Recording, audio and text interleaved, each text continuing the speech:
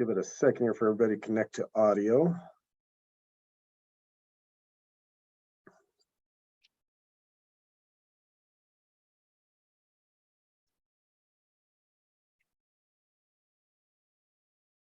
Okay, go ahead and get started here. I want to welcome everybody to the Colorado Geographic Naming Advisory Board, and we'll call to order at 6:05 here our August 18th meeting. Roll call.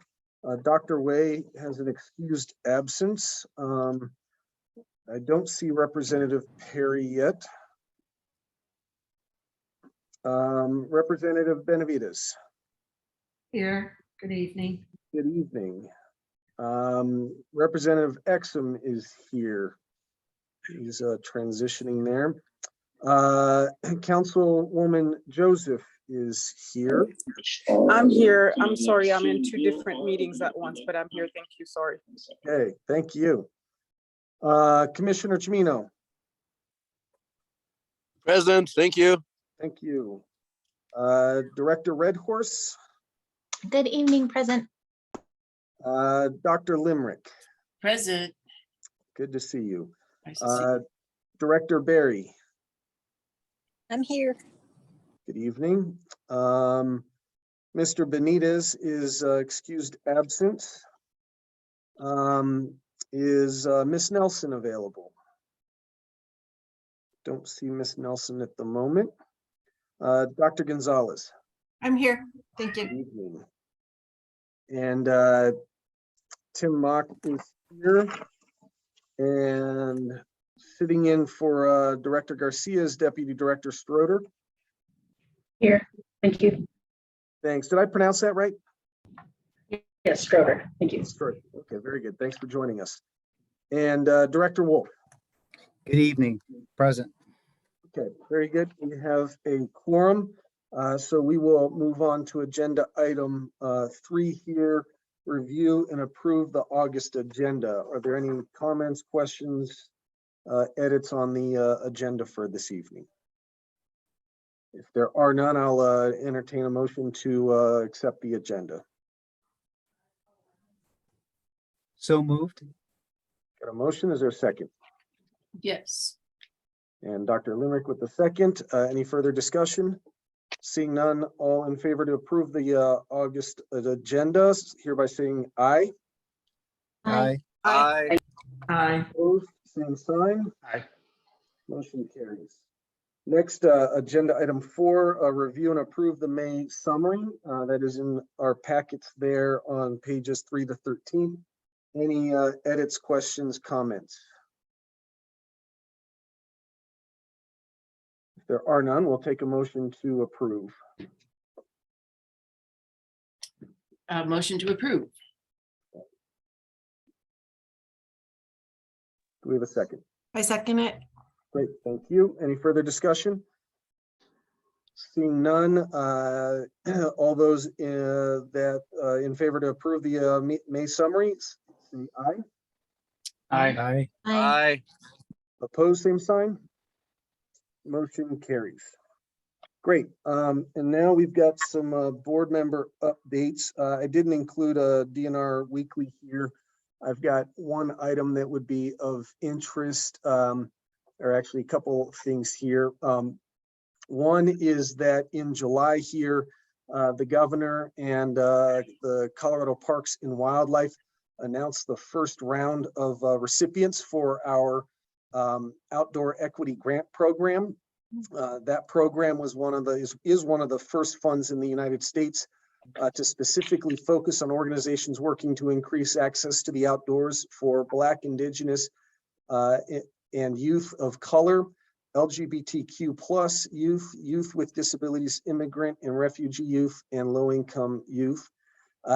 We awarded $1.8 million to 43 organizations across the state. The application process showed an incredible need. We had over 170 applicants, totaling a request of $10.8 million.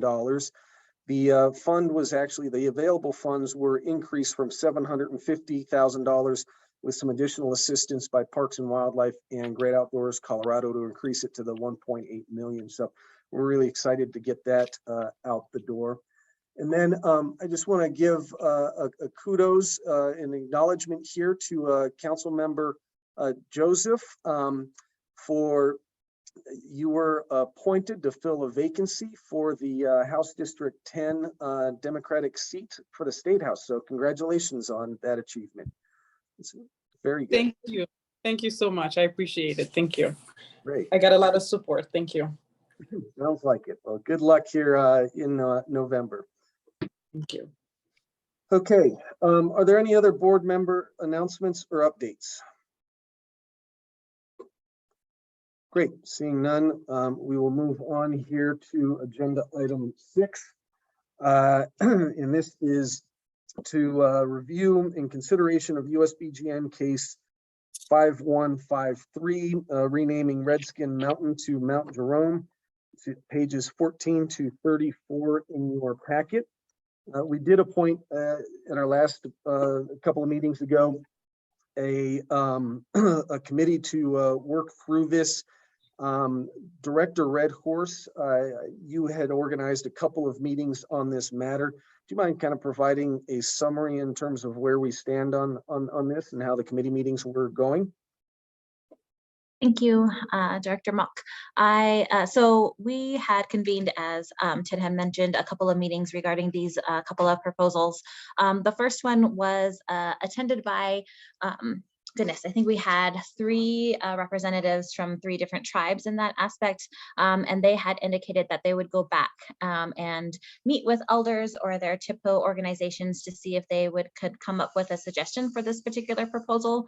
And then we had a second meeting that they had been invited to as well the following week, and we had a different group of tribal representatives attend that meeting, and those tribal representatives were from the Cheyenne and Arapaho tribes of Oklahoma, and really they just shared some knowledge and some education around the processes that they go through. And but ultimately what they really shared with us is that they want to support the recommendations that specifically come from the Southern Ute Indian tribe and the Ute Mountain Ute tribe. We have shared these proposals with both of those tribes and had made the outreach to them. And actually one of the tribal representatives at the first meeting was from Southern Ute and said that he would go back to the elders to see if they can come up with another proposed suggestion for this particular proposal. What came from the discussion, and I will definitely look to those other subcommittee members who joined us on that meeting, is to really push and outreach in all aspects. Some of the tribal representatives did have their own relationships with tribal council members from both the Ute Mountain Ute and the Southern Ute.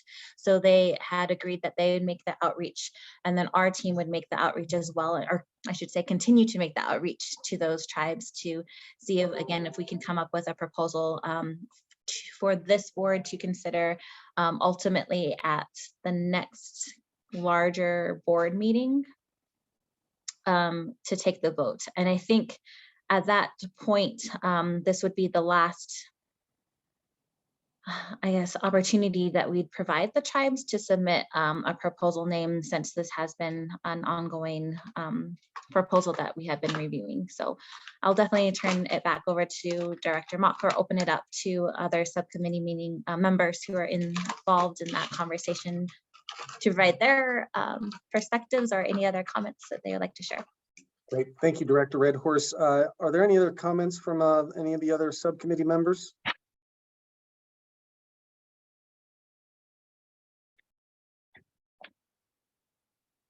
Okay, seeing none, I think that's kind of where we're at here. We are, I think it was a good conversation, but certainly, as Director Red Horse mentioned, that there's interest and desire to get feedback from the Southern Utes. And so we are going to work with them. Director Red Horse, if I remember, I agreed that I would send a letter ahead of that next CCIA meeting, again, reiterating that these are under consideration and seeking any input on suggested names. Sarah Weed is the proponent of the proposal and has agreed to work with the tribes to seek some alternative names to consider. Dr. Limerick. Yes, I just wanted to say that as a participant in both of those meetings, I thought they were very worthwhile.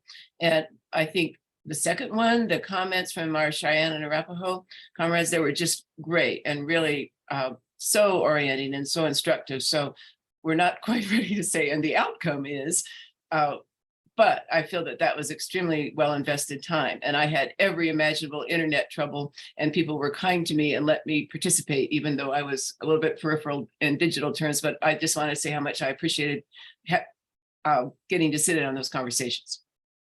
Great, thank you. Yes, I would agree that those were very beneficial and learned a lot myself from those. Any other subcommittee members? Any further comments, thoughts? So I think we'll just go ahead and continue to lay this over unless there's any further objections, and we will continue to seek out to receive some additional tribal input on the name. With that, then, let's move forward to agenda item 7. This is review and consideration of USBGN cases 5279 and 5280, renaming Negro Creek to Clay Creek and Negro Mesa to Clay Mesa in Delta County. Council Member Joseph, I think you've had a few meetings here in the interim. Perhaps can you bring us up to speed on how that's been going? Yes, would you like me to give you a full recap of our last couple of meetings and then this one as well? That'd be beneficial. I think so, yes.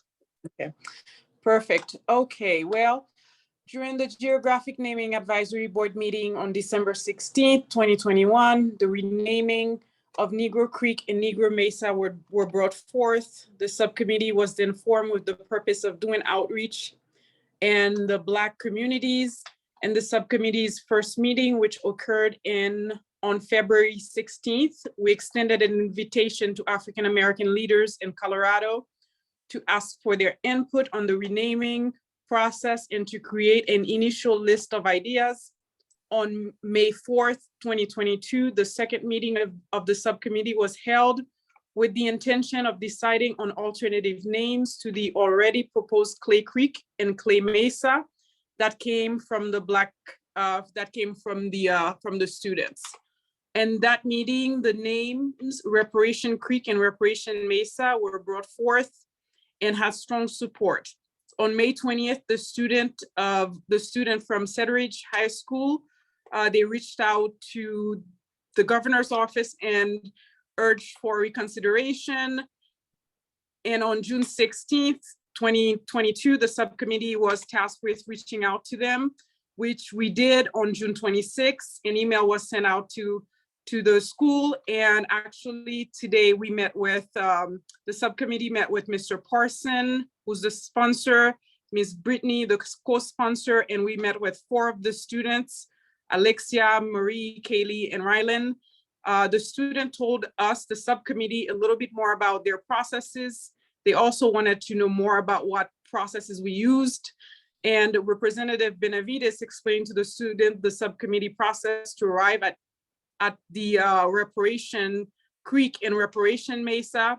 During the meeting, the student asked us whether they can have a plaque regardless of the name that we choose, but we did not know whether this is federal land or state land. And if it is state land, as expressed by Representative Benavides, if it is state land or federal land, it is a different process. If the students want the plaque, they can actually speak with the county, their county department. And we also discussed restorative justice, which required that we do think about the people who were impacted by the process. And based on the extensive discussion of the Geographic Naming Subcommittee, it is recommended that the Geographic Naming Advisory Board consider the proposed alternative name Reparation Mesa and Reparation Creek alongside the students' proposal. Great. So for clarification then, council member, are the school students still encouraging Clay Mesa and Clay Creek as the names then? Yes, and also I wanted to make sure that, Representative Benavides and also Member Gonzalez also, they were both there. They can chime in, and also Dr. Wee has been part of the process as a member of the subcommittee. And based on my understanding during that meeting today is that they were still advocating for the name of Clay Creek and Clay Mesa based on the history of the area. But I think during that meeting, we explained the process that we've already gone through, which is meeting with these other impacted members of the community, which is the Black community, that we would bring forward the alternate names of Reparation Creek and Reparation Mesa alongside of the names that they've proposed as well. Okay, thank you. Representative Benavides or Dr. Gonzalez, do you have anything to add? I guess just a question of clarity on Commissioner Joseph is that when you say alongside their proposal, because I thought what we talked about was proposing the reparations Mason Creek, not their proposal, and that they could work on a plaque irrespective of whatever we do here. Yes, that is correct. Sorry, I misspoke. Good. Yeah, and I'll just add that I agree with Councilperson Joseph and Representative Benavides that the students just wanted to make sure that they were part of that history, and they were so enthusiastic, and they were just worried that they would be written out of the process and not have input. So I think once we explained to them the process of doing this, I think they were a little more accepting of the Reparations Creek proposal, but still they would like some acknowledgement, which might be through a plaque or a brochure or some sort of representation of the history of the name. Representative Benavides. Yeah, and that reminded me of one thing. There was confusion, particularly with their teacher and the students, is that they started this process when we were first restarting this naming commission. And most of our first year was around what criteria we would look at. And that didn't exist before. And we explained to them that different counties had proposed things and others without that criteria.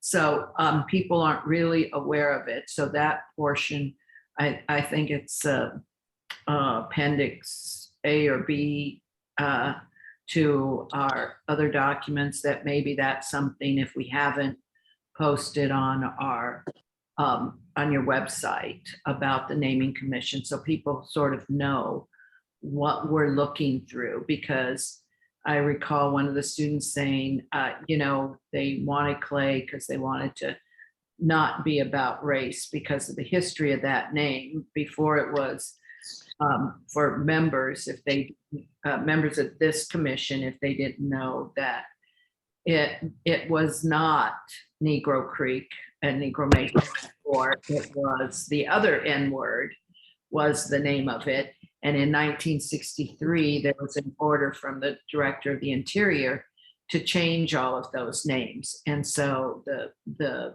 racial slurs. And so they changed it from that N word to Negro Creek and Negro Mesa. It's hard to really talk about the history and not understand it was something much worse before that. And that is why we as a commission, I'm not speaking for everybody, I'll speak just for me, feel is so important to talk with communities that are impacted and have historically been impacted by these names and get their input. So I think that that's something we may want to do, at least post some of our criteria on our website. That's a good reminder, and I do believe we've got our process document on there, but we can double check. I'm trying to look real quick, but I can't take a look and run with it at the same time. Commissioner Chimino. Thank you very much, Tim. Am I coming through okay? I have a bad connection. You're sounding good so far. Okay, thank you very much. Yeah, I have a couple questions, and I'll go ahead and disclose up front that I've been talking throughout the last like probably 8 months with Delta County Commissioner Don Supas, and trying to follow this case as closely as I could. I really appreciate the work of the subcommittee and the care that's been taken throughout this whole process. It's been very thorough and very respectful, and I'm just very appreciative. But I am leaning towards trying to, I myself as a board member, from what I know, I'm leaning towards the Clay name. And I just have a few questions if I could. Well, I guess two questions. And my first question, please, and I know we have a list, and I probably should have done better homework before this meeting, but if we do go with restoration as is being recommended for these two features, I think if I remember our over a year plus with each other doing this, that we try not to have the same names in the state, you know, and so this kind of, you only get restoration once. And I don't know if there's any more features with the N word. I know there were several when we started. I think there were 4, if I remember correctly, at the beginning of this board convening. And so, if I could please, that's my first question: are there other features yet to be renamed that have the N word, please? Give me 1 second here. I think there actually is, and I might call on Miss Runyon if she might know. We don't have anything at this very moment that's been pending on my list, unless something came in that last installment, Miss Runyon, that I have not had a chance to upload in terms of the derogatory names. But I think these are the two that actually, I'm sorry, there is one more that's coming up here. We're actually going to get to it today. There's another one proposed to be renamed Robinson Draw in Montezuma County. Ms. Runyon, are you aware of any others? I'm assuming that we probably do have a few more. Yes, thank you. There are in fact 17 features in Colorado currently with Negro in their names. I'm just scrambling now to look at the pending list. I think you're right. The only ones you've mentioned so far. So we've not received proposals for any of the others yet to be changed, but even if these 3 should be resolved, that still leaves 14 others yet that could be, you know, potentially renamed in the future. So yeah, there's. And then I didn't include it in my updates, but I should have. But the Secretarial Order 3405, just one update on that. This is to replace derogatory terms that was issued by the Department of the Secretary of the Interior. They on August 9th, they have appointed their 17-member committee composed of essentially members of the public. And so they will begin, I think, as the next step is identifying places that have derogatory names, and we will kick off a process similar to that of Secretarial Order 3404. Exactly. Commissioner Tomino, so back to you. Thank you very much, Tim, and thank you for that answer. And so, yeah, I just look back on this case, and I'm really kind of appreciative. It seems to me, if I don't have this history correct, please correct me. But my understanding is someone in the community wanted to change the name. They went through a process. They used the high school. They initiated this before this board was reconvened. This was sort of the interim period where, you know, Colorado closed down their board and then restarted it.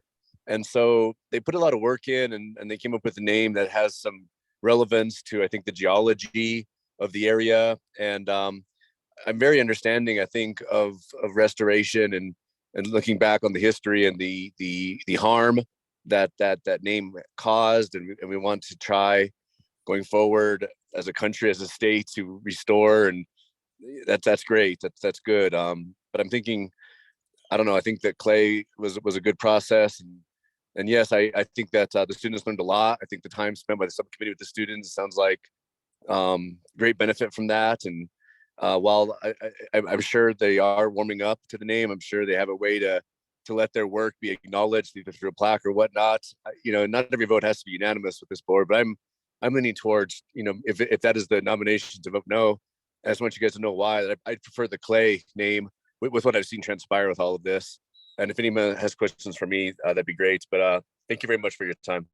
Great. Thank you, Commissioner. Representative Benavides. Thank you, Director. Yeah, as we explained to the students, and at least my reading of our criteria, which is to really get to talk to groups that are impacted. And they had suggested, well, let's talk to some Black families currently in the area, and they might be okay with the name of Clay. And it really isn't that, because the impact of these names on maps they do impact the people in that community, because they may hear that name all the time or see it on signage, but anybody looking at a map can see that. And 1963 wasn't that long ago. Prior to that, it was the other N word. So that is hurtful and traumatic for groups of people, and we can't ignore that.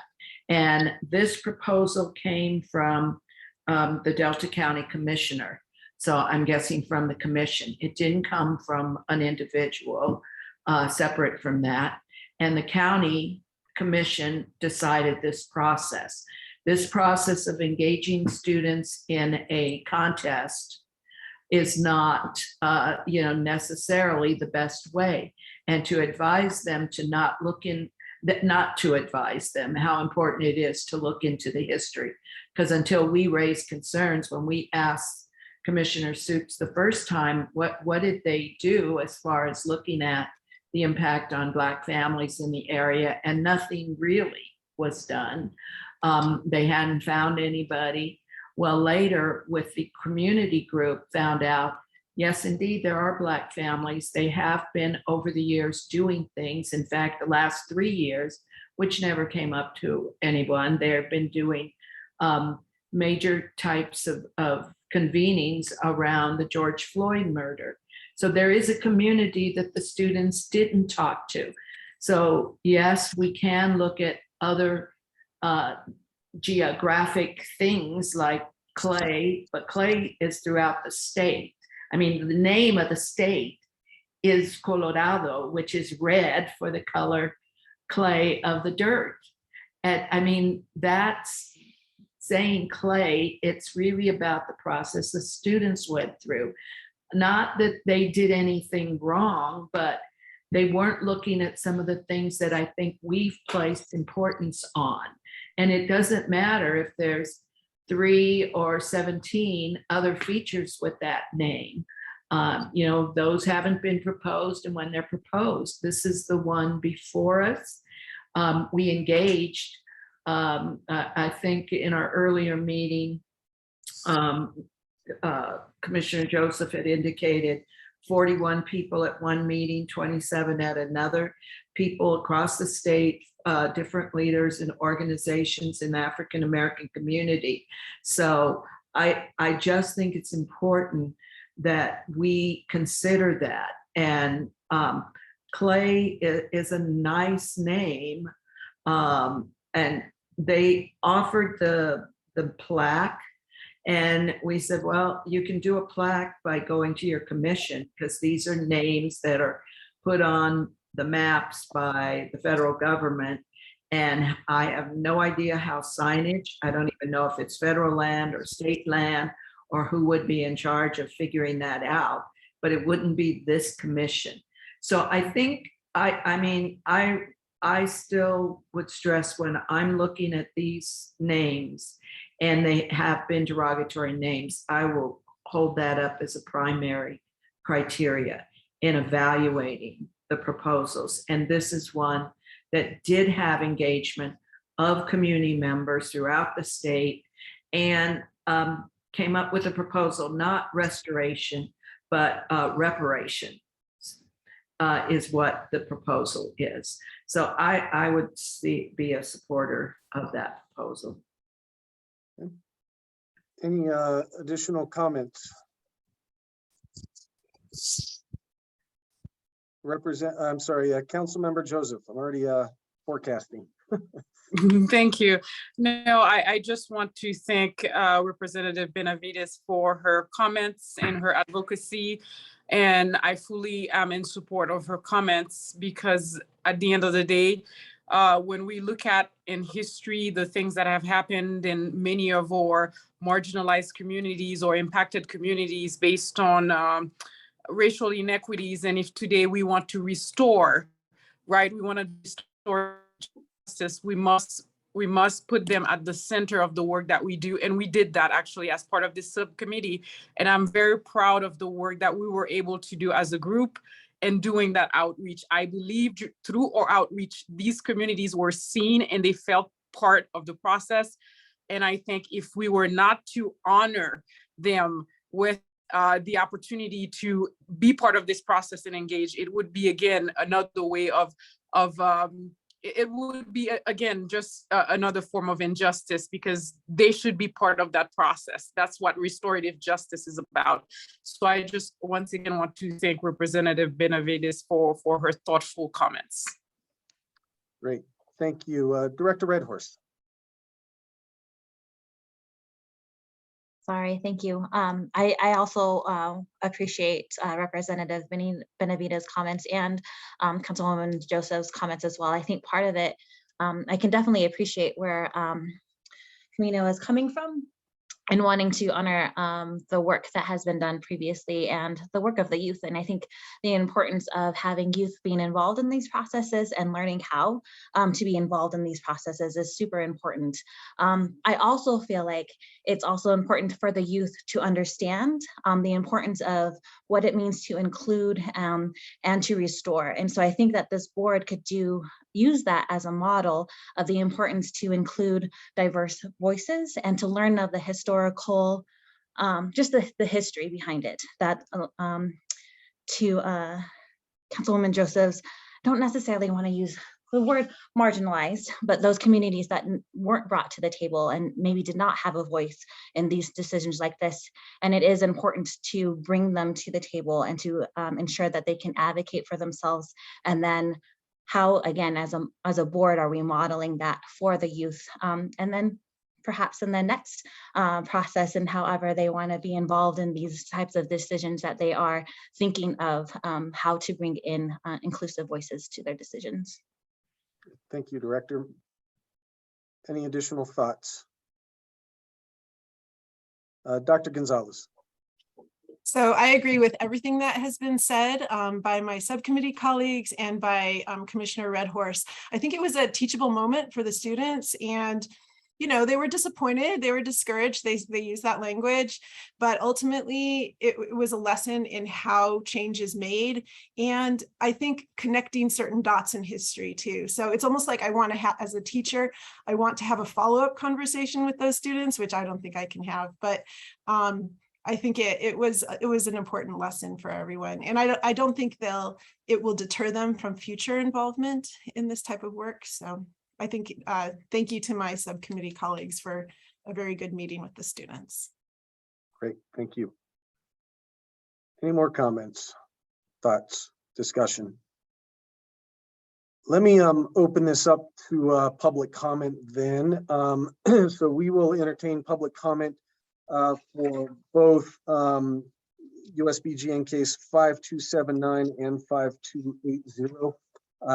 Just want to remind everybody to keep your comments positive and respectful. If you would like to make a public comment, down under your reactions button there's a little hand raise. You can raise your hand and we'll call on you, hopefully in the order that that you raise your hand. All right, is there any public comment?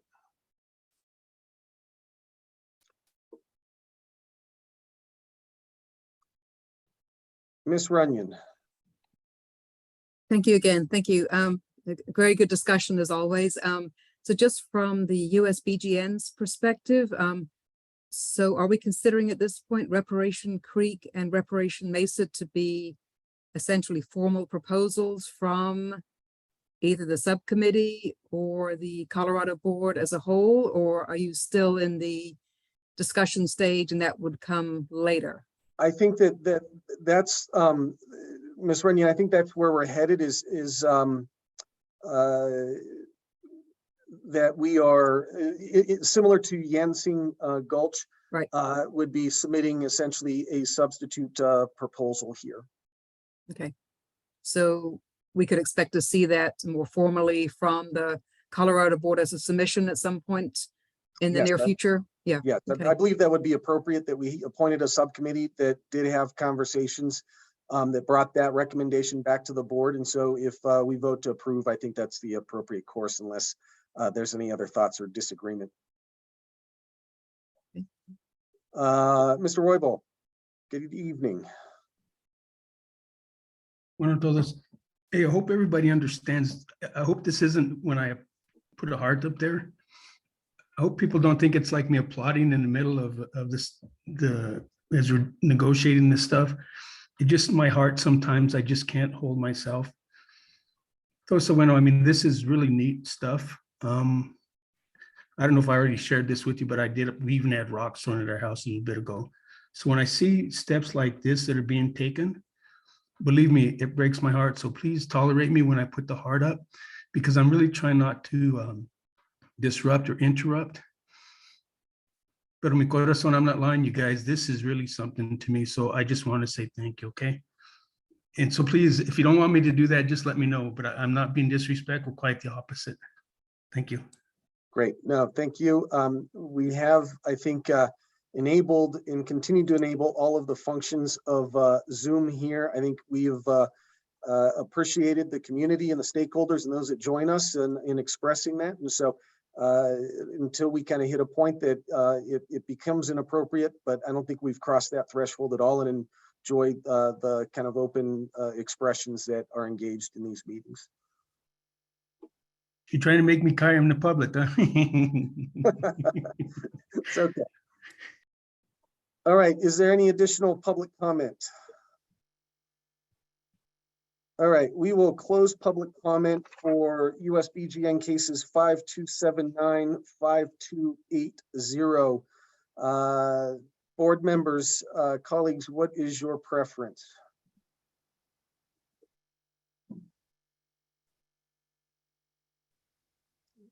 Is there a motion or further discussion? Council Member Joseph. Yes, I can make a motion for each, right? For each of the names. Yeah, so what we'll do, I think we could take both of these all at once. So yeah, in regards to USBGN cases 5279 and 5280, the proposals to rename Negro Creek to Clay Creek and Negro Mesa to Clay Mesa. Yeah, what would your motion be there? Well, I wanted to make the motion for reparation. Is that okay? Yes, I think Okay. it does for the Geographic Naming Advisory Board to submit alternative proposal for Reparation Creek and Reparation Mesa. If that's where you're headed. Okay. Well, motion to propose alternative names for Negro Creek and Negro Mesa. And the alternative names would be Reparation Creek and Reparation Mesa. Second. Got a motion and a second. Any further discussion? Seeing none, we've got a motion on the table. All those in favor of the motion signify by saying aye. I, Aye.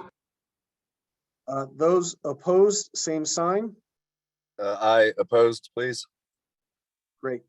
I think that is a majority carries, and so the motion carries, and we will submit an alternative proposal on behalf of the Geographic Naming Advisory Board, recommending Reparation Creek and Reparation Mesa. I want to express appreciation, Council Member Joseph and the subcommittee members for carrying on the conversations. I know they went on for some time, and I appreciate sticking with that and having those conversations. These conversations are always beneficial. We're always learning. And so thank you for taking this on. Any other final thoughts from the board members? Okay, with that, we will now move on to the next round of agenda items in which we are introducing some new proposals here. I just want to let you all know that this next round, and Ms. Abad, correct me if I'm wrong, but I think with the upcoming proposals here in the introductions, we will have introduced all of the proposals that take up derogatory terms for our geographic features that we have on our list right now. Like I said, I think we got a download about last week. I didn't have a chance to open that up yet to see if there were some new ones for Colorado. But right now on that list of roughly, say, looks like 39 names essentially. This will work its way through just about all of those. Yes, so that with is correct. Okay, great, thank you. With that then, agenda item 8, introduction of USBGN case 5038, renaming Redskin Creek to U Creek. That is on pages 47 to 65 of your packet. We went ahead, just so everybody knows, and this was in the same county as Redskin Mountain in that proposal. And so we did some early legwork by incorporating it into the subcommittee meetings led by Director Redhorse and had some conversations around those. So we've already kind of made a little bit of headway on that. Have notified the tribes regarding this matter. The proponent is also the same one as the other USBGN case, and that is Sarah Weed. She also has expressed some interest into receiving tribal input in regards to the name and working with the tribes. So I think Director Redhorse, I don't know that you've got any further updates regarding those subcommittees, or what you said can stand in regards to this proposal. Thank you, Director Mock. Yes, it would be the same as the last proposal, is that really what we've heard from the tribal reps is that they would like the Southern Ute and Ute Mountain to take the lead, and that they would support any proposed name that they suggest for this particular location. Great, thank you. Now, this one has also, like the last, run through the Board of County Commissioners back in 2019 as well, and was approved there. We will continue to work and notify the county commissioners. I believe we did that on August 1st. And otherwise, we're going to continue to work through this alongside the USBGN case 5153. Are there any questions, comments, thoughts? We'll keep the same subcommittee that identified themselves for USBGN case 5153. Board members, thoughts, questions? Good proceeding how we've laid this out?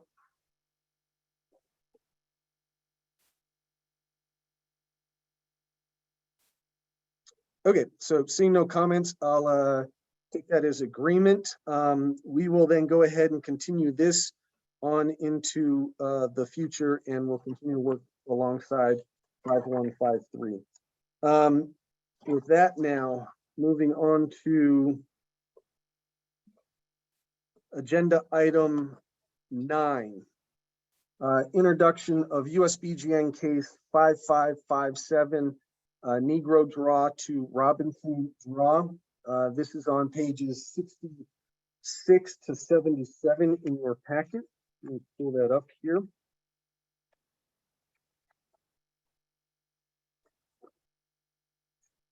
All right, and so this is a draw located in Montezuma County.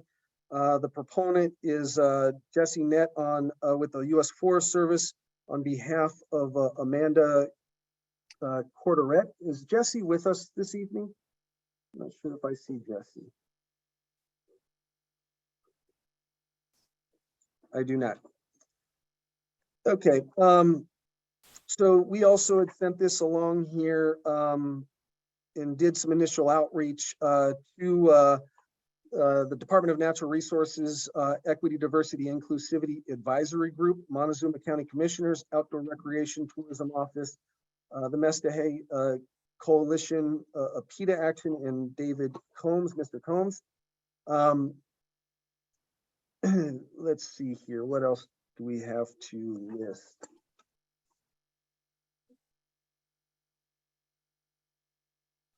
It is on a national forest located in the San Juan National Forest.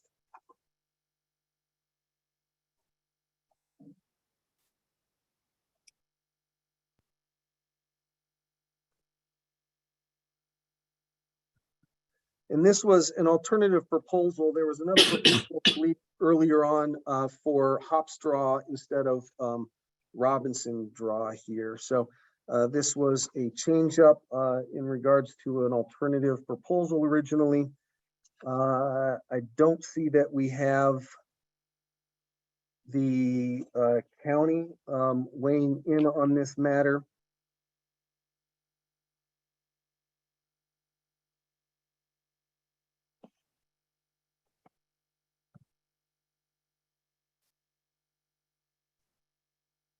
And then the Forest Service had drafted some notes here, research into the historical relevance of the name Robinson Draw, confirmed that this name has a historical connection to the geographic location, and given the offensive nature of the current name, they would be happy to accept this name here. So with that, members of the committee, we've got a name here, Robinson Draw. It's proposed, essentially was submitted by the U.S. Forest Service. Do we have any thoughts, comments? Do we want a subcommittee to further explore this? And I'm going to really quick call on to see if there's anybody else associated or with the Forest Service that might want to speak to this matter. Go ahead and raise your hand or come on camera. Or off mute.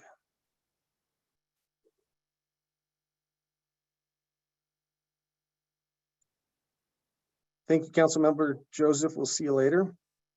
Have a good evening. All right, not seeing any further discussion or anybody associated with this. Representative Benavides. Oh, I'm not associated with it. I just have some questions about it. First is an easy question for somebody, maybe. What's a draw? So a draw would be sort of like a very narrow kind of canyon or indent alongside like a small valley, very narrow kind of valley, essentially. Just a little whoop-de-doo, I guess, is the probably not so technical term for that. So the name currently is Negro Draw? That is correct. And so it seems like this is a replacement for hop straw. Is this a different proposal number, or did we reject hop straw? I just need to get up to speed in, I was confused by reading this, what we're doing. I believe, in Miss Runyon, if you could help us out here, but I believe this was the substitute proposal for hop straw that was originally submitted. Correct. Yes, we received the proposal for hop straw back in, I want to say 2017 or 18. It's been a little while yet. And it's from the same individual who actually proposed hops names for the ones you were discussing earlier, the clay names. The Forest Service, when they were asked to comment on hop straw, they said the same conclusion as the other two and said, you know, we really don't welcome the idea of the hops name. All due respect to the original proponent, it just doesn't seem appropriate for features in Colorado, despite your predominant, beer industry. But bottom line is, I don't think anybody really liked the idea of hops. So the Forest Service asked instead that it be Robinson Draw, and the proponent of hops draw agreed with that and withdrew her proposal. So hops is no longer on the table as an option. It's strictly a replacement now, Robinson Draw. And then a little background here, draw is a terrain feature formed by two parallel ridges or spurs with low ground in between them. The area of low ground itself is the draw. So if you kind of think of like two sort of mini ridge lines coming down. Yeah, we broadly classify it as a valley in our database. That's sort of the catch-all classification. So yes, Tim is correct. It's sort of a fairly steep, dry canyon type valley. It could contain water, but not necessarily. It's obviously formed by water at some point, but typically pretty dry areas. Yeah, you might have ephemeral streams, Right. seasonal streams through those. Representative Benavides, still to you. I guess, when I'm reading this, there's no certainty around the name Robinson, that it sounds like it might have been Robeson instead of Robinson. And it sounds like they don't know if that was the owner. There's an excerpt on page 72 of our document that says he was living on it, and it was later known Uncle Jimmy was. Well, I don't know who Uncle Jimmy is, but that they were living on something called Robinson's Ranch. And I just get a little worried if we name it that, what are we naming it after? Who, I'm just really confused on this proposal, because it just seems like they think that something tells them there was a Black man who lived at that ranch, whether it was owned by him and what was his correct name. I guess maybe the Ms. Runyon, when you all did your research on this, did you do any of that historical background research and find out anything? Yes, thank you, Representative Benavides. You're right. It has been a little bit confusing. The Forest Service, did propose Robinson Draw in association with the nearby Robinson Ranch. I did as much research as I could do online with genealogy records, and you're right. There seem to be mixed references to Robinson and Robeson. Are they in fact the same individual? I think Uncle Jimmy is James Robinson, who owned that ranch, but from what I could tell, he appears to have been a white man, which is, it's fine, of course. It doesn't have to be a Black individual, despite the current name.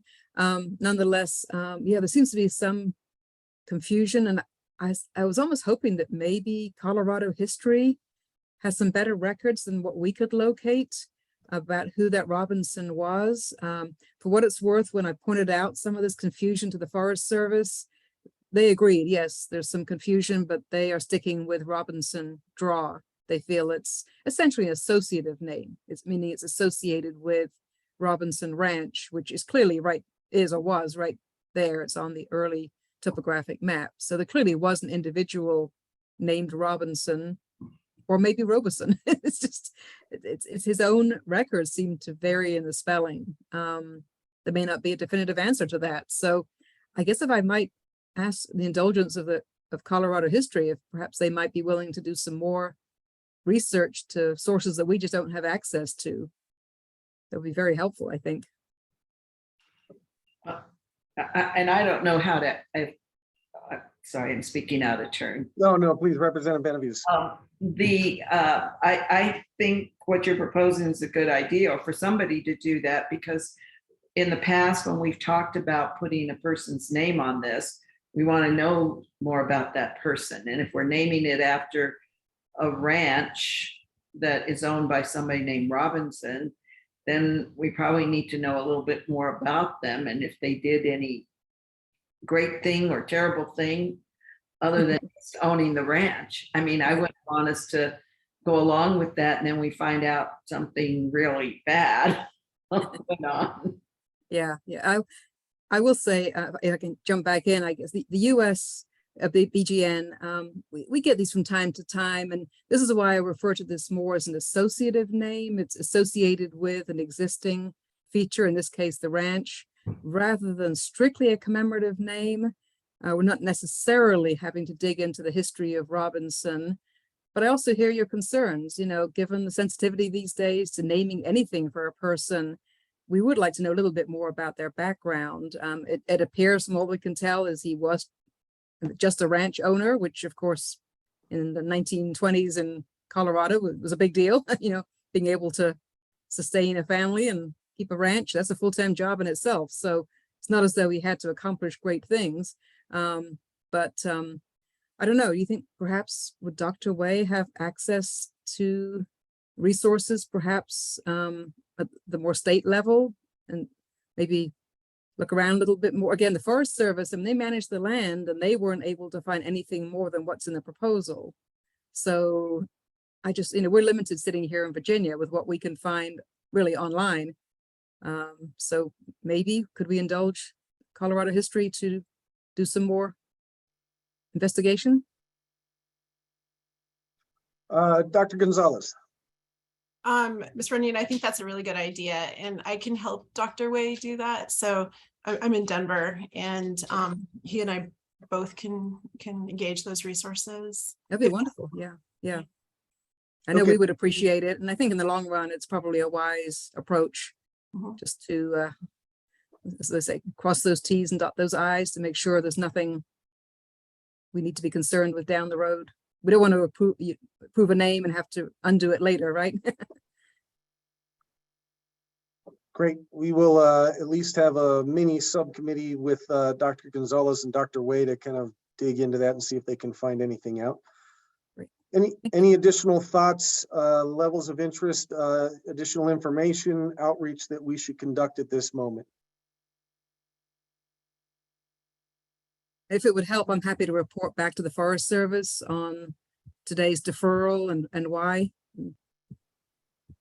Yeah, and I will reach out to Jesse as well, and I can get some input there. He usually attends most of our meetings. Right. Okay, thanks. Okay, so why don't we go ahead and start there? It sounds like, unless there's any other thoughts.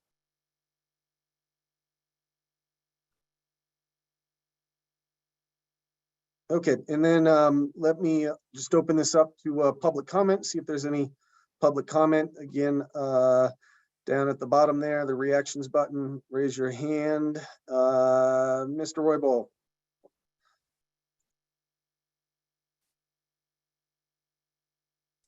I know I've said this before, but this, for all the reasons that we just talked about,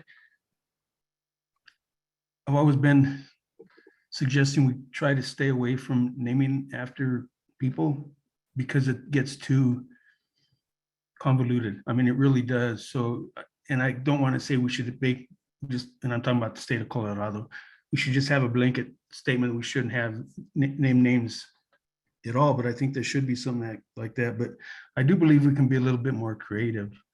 If you're ever in those draws, sometimes you look up and you can see the stars. I mean, it could be called dark draw. I mean, there's so many things like, clear sky, something like that. Because the whole time I'm sitting there, I'm trying to think of what we can call it. Because being in those draws sometimes are really interesting, particularly at night. I just think we could be more creative. And I'd even volunteer trying to find different names and trying to name over individuals. That would be great if you want to make some recommendations and look into this. We'd certainly appreciate that. Always entertain ideas. Shana Oliver, did I pronounce that correctly? Yes, thank you.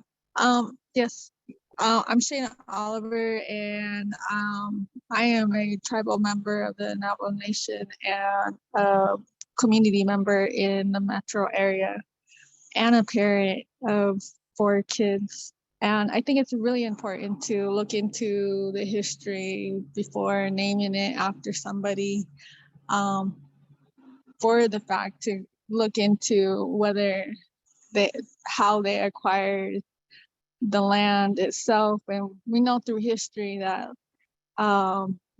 Native Americans, First Nations were forcefully removed, basically illegally from their ancestral lands, and their rights not respected.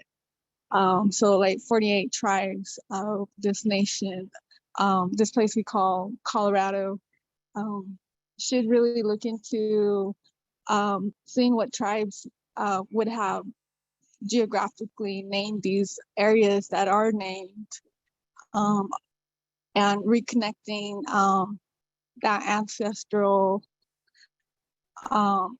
indigenous knowledge of the areas that were already named and already had a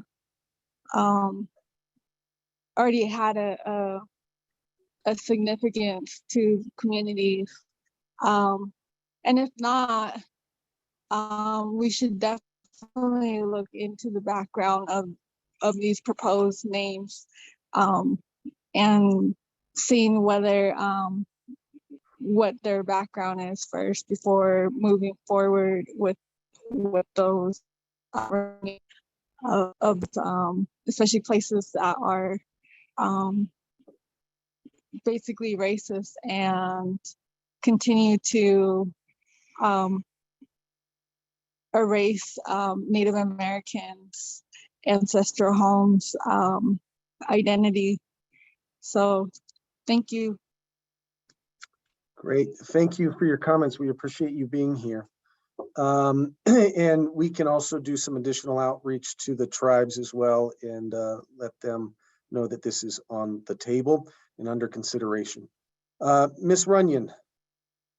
Yes, thank you again, and thank you, Mr. Rybel and Mr.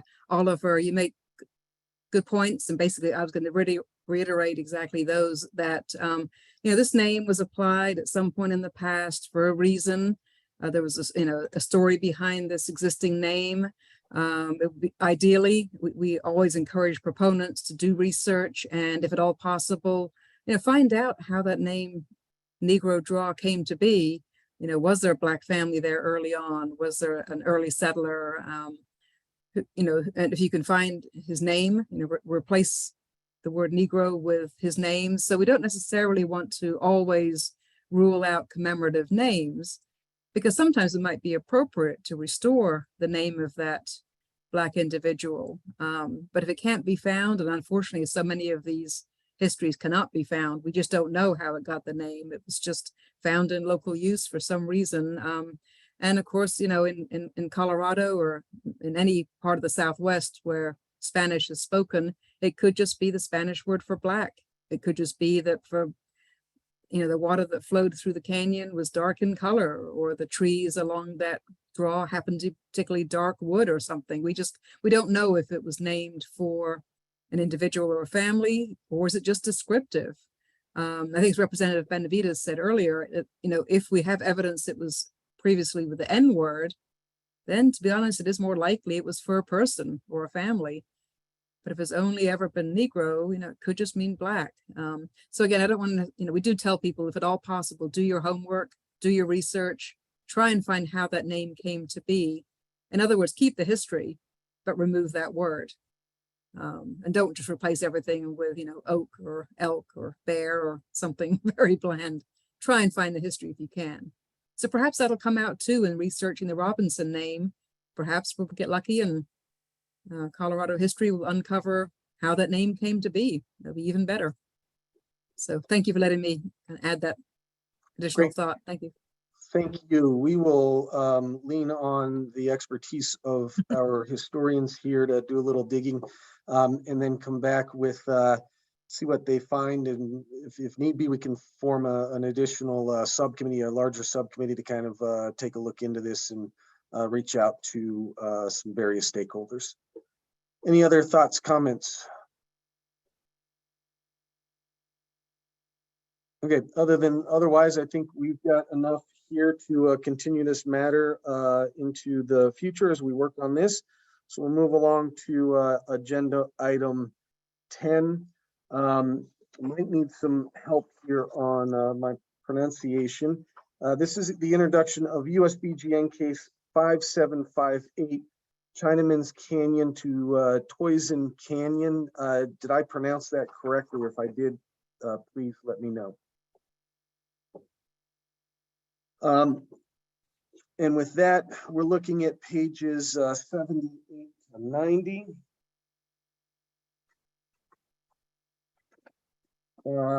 This was this is Canyon in Los Animas County. The proponent is Peggy Lohr. The proposal is to change the name of Chinaman's Canyon. It's 2.2 miles long valley in Los Animas County, northwest of Trinidad, to Toisin Canyon. The valley appears to be entirely on private land in this case here. The proponent states that the proposed name is intended to recognize the Chinese who were an integral part of the history of Colorado, but who, with few exceptions, have remained faceless and nameless. The Chinese who were the early pioneers and the first to come to the United States were primarily, if not exclusively, from Guangdong, Canton as it was known then in the region, and from a specific province, Toisin. So we did a little bit of initial outreach again here on August 1st, notifying various stakeholders of this. We have not heard back. I believe the, oops, I'm sorry, I got my pages mixed up.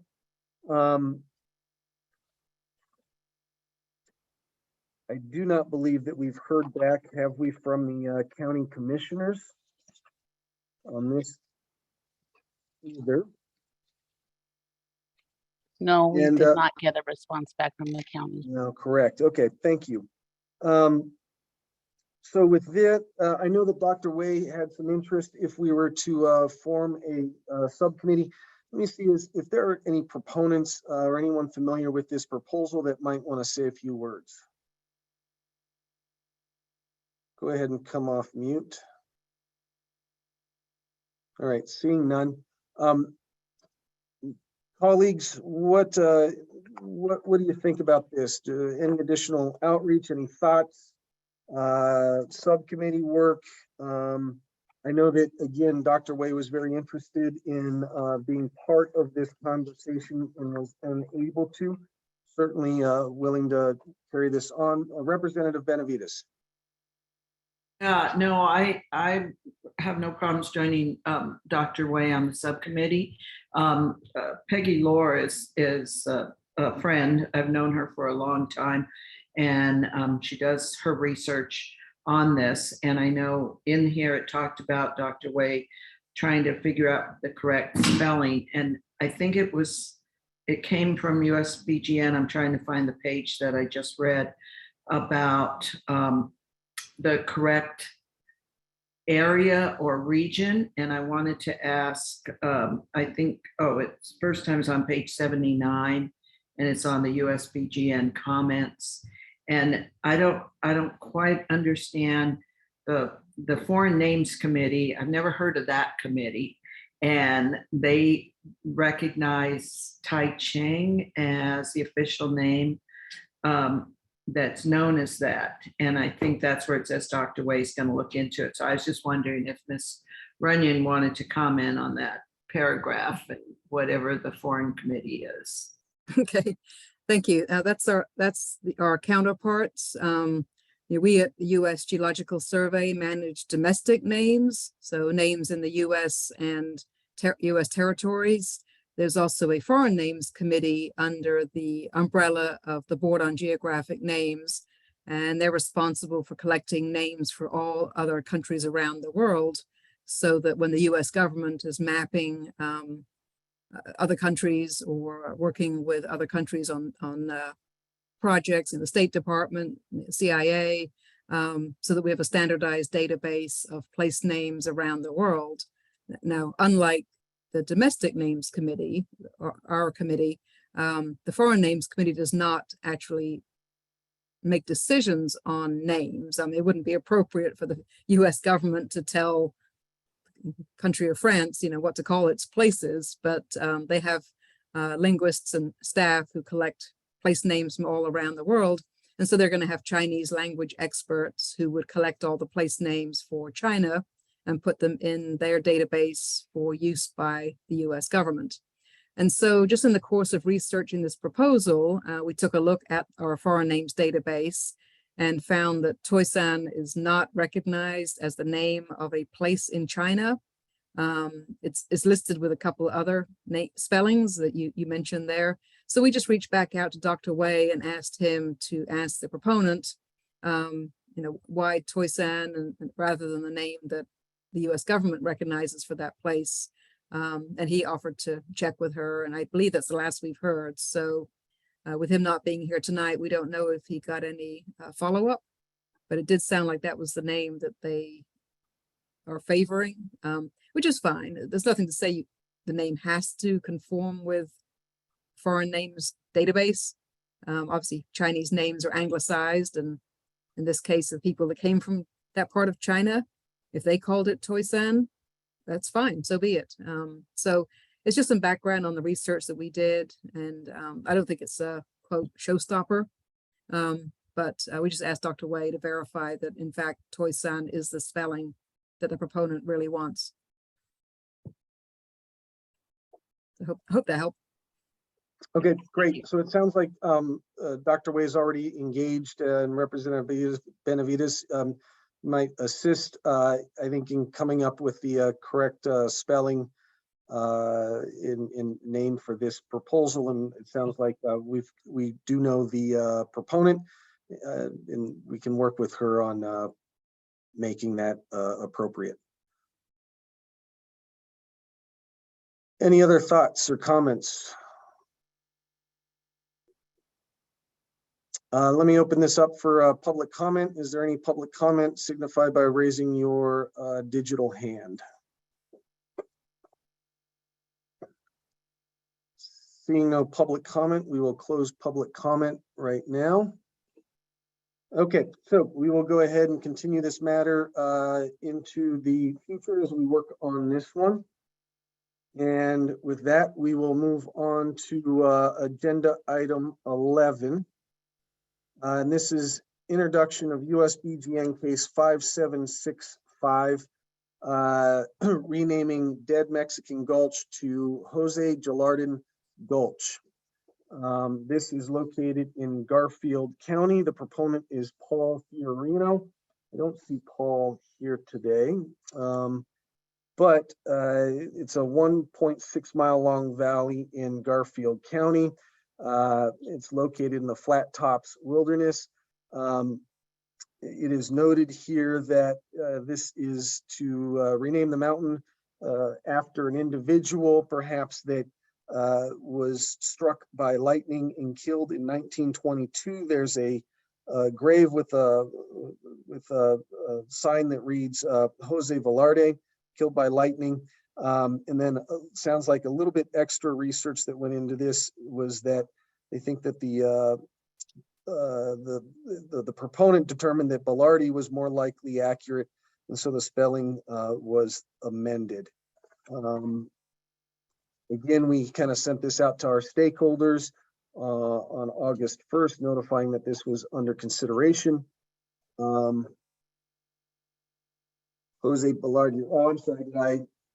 Oh, yes, I'm sorry. I misread something there. So I stand corrected. I introduced this as Jose Gilardin Gulch, and it's Jose Velarde Gulch is the name. We had a typo there.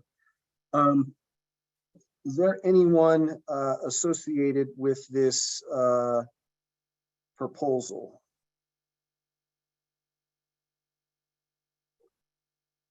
Seeing none, board members, your thoughts. Ms. Runyon, is there anything else you can tell us about this one? This was just introduced relatively recently, February 24th of this year. Yes, there seems to be again, a little bit like the Robinson case, a lot of confusion as exactly who this individual was. I mean, a name like Dead Mexican Gulch, again, clearly there's a story there. I mean, and there is a marker that's been put up at the location, and it claims to be for this Mexican who was killed by lightning, having camped there. But then the more you research, I don't know if you had a chance to read the write-up we put together, but it's quite complex. There's a lot of misinformation or conflicting information.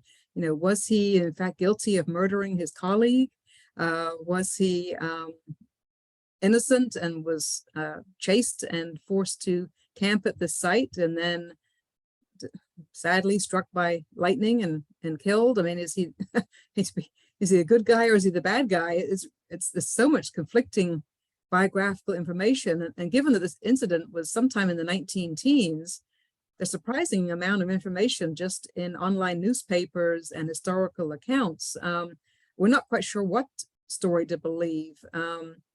It does seem to be consensus that he was the quote dead Mexican, but the timing doesn't completely line up, and yet other accounts seem to fit perfectly. We asked the Forest Service again to do some local research, and this is pretty much all they've been able to find, as well as what's in the write-up.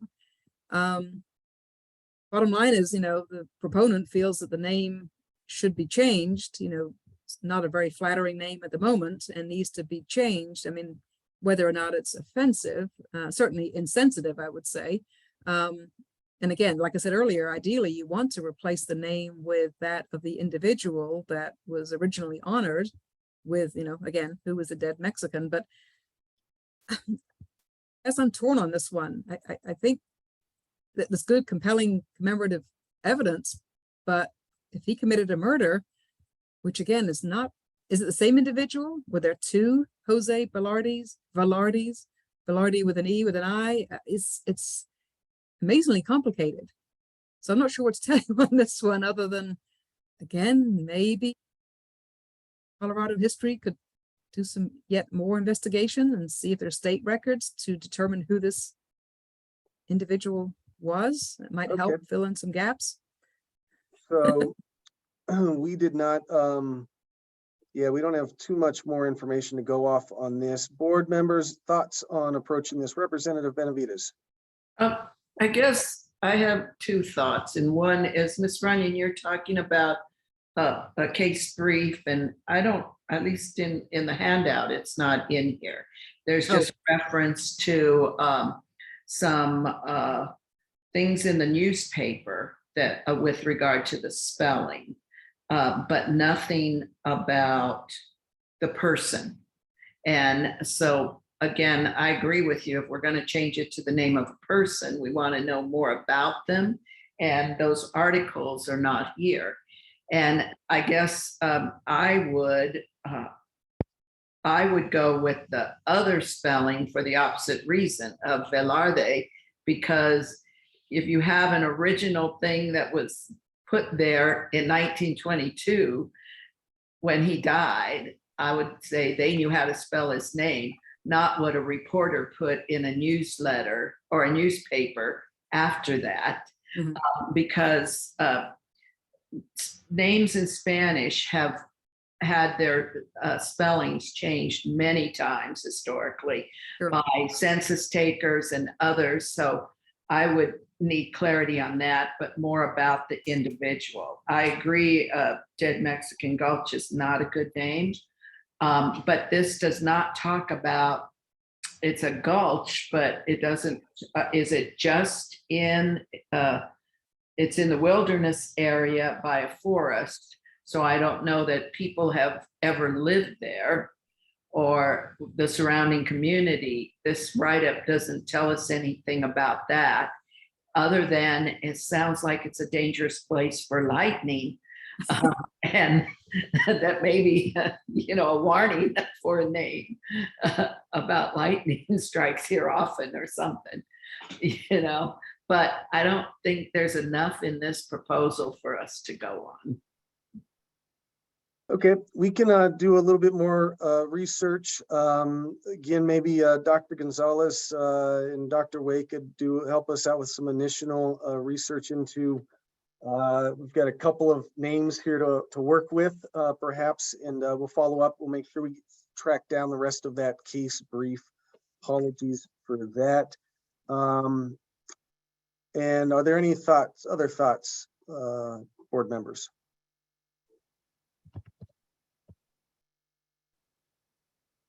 Let's start there and see if we can find out some additional information, history about the individual.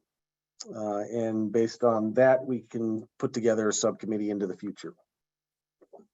I think if I could jump in again, sorry to interrupt. I just happened to be looking at back at review list 447, and it appears the write-up that we put together is quite a bit longer than what was included in your packet. So could I ask Johnny perhaps take a look at, or I can send it back out?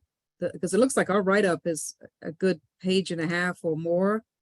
And it looks like there's just a synopsis in the packet for tonight's meeting. Ours goes on for quite, actually I'd say it's a good, gosh, 3-4 pages maybe. There's a lot of information about this individual. or Yes, individuals. yes, my apologies, Jennifer. I did not include the case brief for this matter. That's on me. I apologize. I'll get it out to the board members quickly. Thanks. No, that's, I mean, it's early in the review process. I don't think it's critical at this, for today's meeting, but yeah, when I looked at the packet, I should have caught the fact that it was a little bit less than what we had uncovered. So I think you'll find it fascinating reading when you do have time. Some of the information we found, it was quite nice. I apologize, Representative Benavides. I assumed it was all in the packet, and I see now that it's not all there, but it'll make sense when you read the entire write-up, hopefully. So thank you again, appreciate it. Thanks, Johnny. We will get that back out and we'll carry this over and we'll do a little bit of additional research and be in touch with the board here. Okay, is there any public comment regarding this matter, case number 5765? Mr. Roybal. Otra vez. Something that I was thinking when we're looking at this, it is a compelling story. And yes, I'm going to suggest this, if we can call it maybe Lightning Gulch, because what that would do is it would actually bring the conversation in where you're not expelling anybody, but yet somebody sitting around a campfire can have a long conversation and they can actually make all the stories they want with it. Yet it's still commemorating what actually happened, but yet we're not giving credence to the actual individuals themselves. But again, I'm going to go back to what Shana had said, that we should refer back to the original peoples. But I just thought I'd put that out there. Great, thank you. We'll certainly take that into consideration as this moves forward. Any additional public comment? Okay, with this, we will continue this into the future. On to agenda item 12 here. Is there any general public comment? Please raise your hand, come off mute. Tim, good to hear you. How are you? Hey, yeah, thanks for taking this public comment for sure. Good to see everyone. Hope everyone had a good summer. I'm just here, to support the proposal to change Mount Evans to Mount Blue Sky. It got approved by the Clear Creek County Commissioners, and I think you guys are definitely all kind of aware of it, and I think it's time to get it on the docket. And you guys got a really good process to look at these things, so I think all the stage is set. Let's do it. Thanks for your time. Great, thank you. Any additional public comment?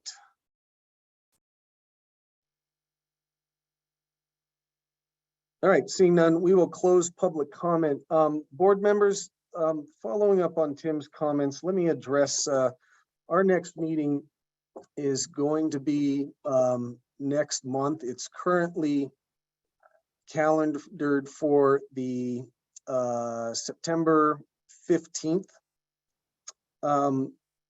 We have, as I said before, we have now are relatively up to date in terms of introducing all of proposals dealing with derogatory or offensive types of names. We are going to work through these over the next couple of months, I suspect. I want to stick with kind of keeping that pace on what we've introduced. But if we haven't received enough movement between now and next month, then I think we're going to think about introducing the proposals to rename Mount Evans. That I think will take actually a couple of months. There's numerous 1, 2, 3, 4, 5, 6 at this moment proposals to deal with that. I think the Click Creek County, said this before, had a very smooth process in terms of hearing from all of the various proponents of the proposals, and then public comment again at the follow-up meeting, and then some additional deliberation. So I think that's kind of the track that we are on here, is that if we think that we've got enough time and don't have enough progress here, I think what we're learning is that having numerous proposals kind of in process is probably one of the best ways to proceed here. Then unless there's any objections, like I said, we will, it's not a promise, we will take up and introduce the Mount Evans proposals at our next meeting. Any thoughts, questions regarding that?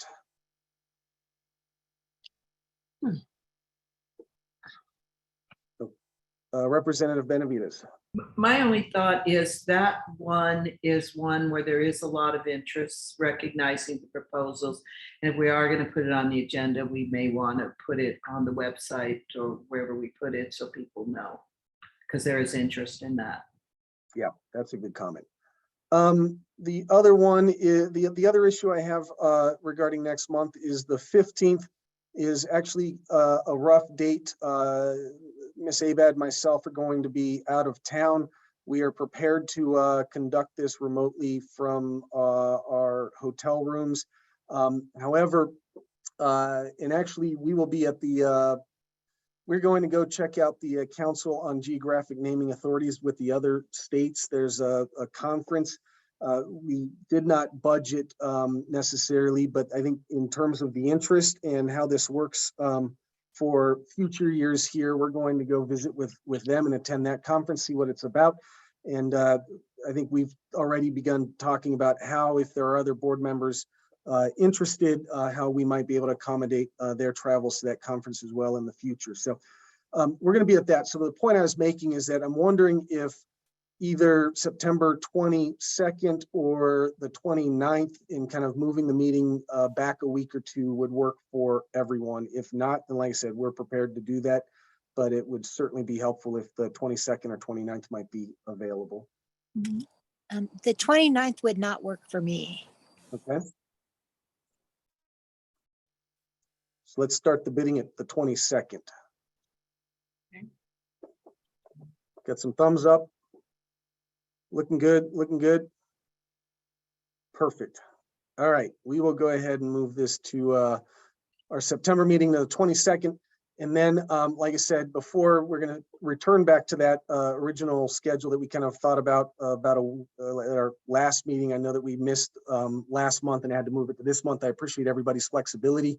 And we will hold after our September meeting. The next one will be in November. Dr. Limerick. Yes, I wanted to go back to Governor Evans.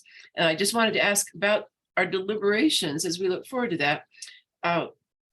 There's, well, Northwestern University, University of Denver, both did reports on the propriety of the name John Evans for their institutions. I did a report on the Nichols Hall question here on campus, and Governor Evans's deliberations on that figured in my report on keeping the name after David Nichols, a participant at Sand Creek. Anyway, I just feel like there's been a lot of deliberation, committees and so on, just working away on how to appraise the name John Evans.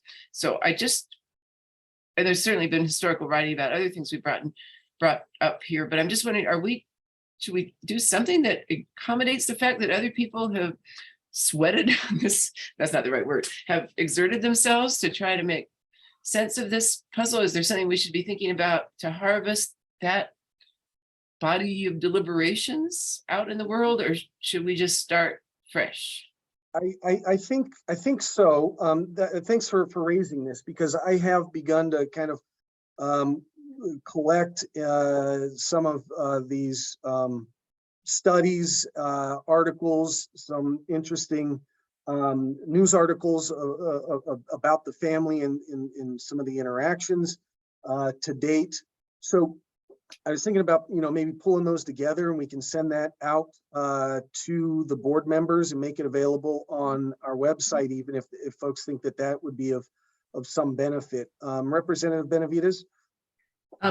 I agree with Director Limerick or Commissioner Limerick. Go Patty, I mean. it's Or okay. Patty. In that, I appreciate you sending them out. It would be great for us to have them. But maybe a couple of those people that worked on some of those. I know a good friend of mine, Tink Tinker, worked on the Yes. Yeah, right. one. Mhm. That maybe they could come in and do even a 5 or 10 minute presentation to us, because I think that helps us. A lot of us know things about Evans, but putting it in the context of what they were looking at. So as we consider names, we have more of that context Mhm. that it might be worthwhile to, I don't know the other, I only know about the DU one. I know there's been others, but Patty could give you, I can give you the name for Tink Tinker. He's a professor emeritus from ILA. Sure. Yeah, if you would mind sending those along to Miss Abad, any of that information, and Right. we'll follow up and kind of have some conversations about some potential speakers or Mhm. presenters in addition to the proponents of the various proposals. And Dr. Limerick, anything you might have. Yeah, and I'm not sure this can't be considered a conflict of interest, but my report on the Nichols Hall issues on campus, I would say maybe, I don't know, 12 or 14 pages of that are reflections on Governor Evans and his actions that set up the context for Sand Creek. So I don't know if that means I'm going to be recusing myself on, because I'm sort of on public record with some thoughts about that. I mean, it's certainly a dispassionate, to the best of my ability, reflections there, but I'm open to that if it turns out that I have gone on public record in a way that would make it not so great to have me voting. I'll recuse. Okay. Any other thoughts, comments? Okay, with that, is there a motion to adjourn? And our next meeting will be September 22nd at 6 p.m. Well, motion to adjourn. Why would I not take that opportunity, for heaven's sake? There's a second. Second. We've got a motion and a second. All in favor signify by saying aye. Aye. Aye. Those opposed? The ayes have it. Everybody have a good evening and a very nice month, and look forward to seeing you in a couple of weeks. Thank you so much. Thanks. Good night, everybody. Good seeing you again. Good night. Thank you.